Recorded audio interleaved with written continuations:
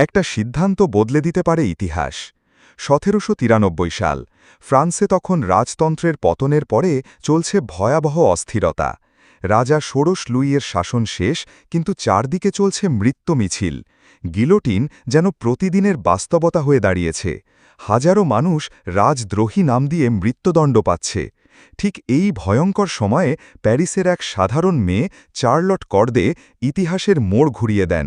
তিনি ছিলেন না কোনো সেনাপতি, না ছিলেন রাজনীতিবিদ, কিন্তু নিজের চোখে দেখছিলেন কিভাবে জনমতের নামে মানুষ হত্যা করা হচ্ছে, কিভাবে বিপ্লব ভুল পথে যাচ্ছে। আর তিনি সিদ্ধান্ত নিলেন নিজেই কিছু করবেন। খুব ঠান্ডা মাথায় প্ল্যান করলেন, সাহস নিয়ে এগোলেন, আর শেষ পর্যন্ত সেই অস্থিরতার এক প্রধান উস্কানিকারীকে শেষ করে দিলেন। হ্যাঁ, তিনি পরে ধরা পড়েন, শাস্তিও হয়, কিন্তু ইতিহাস তাকে মনে রেখেছে একজন সচেতন বিবেক হিসেবে, যিনি ভয় না পেয়ে নিজের অন্তরের আওয়াজে সাড়া দিয়েছিলেন। এই ঘটনাটি আমাদের কি শেখায়? ১. আপনি সাধারণ হলেও আপনার সিদ্ধান্ত হতে পারে অসাধারণ। ২. ইতিহাস গড়তে বড় পদ বা ক্ষমতা লাগে না, লাগে সাহস আর পরিকল্পনা। ৩. অন্যায় দেখেও চুপ থাকলে একদিন সেটাই আপনাকেও গ্রাস করে। ৪.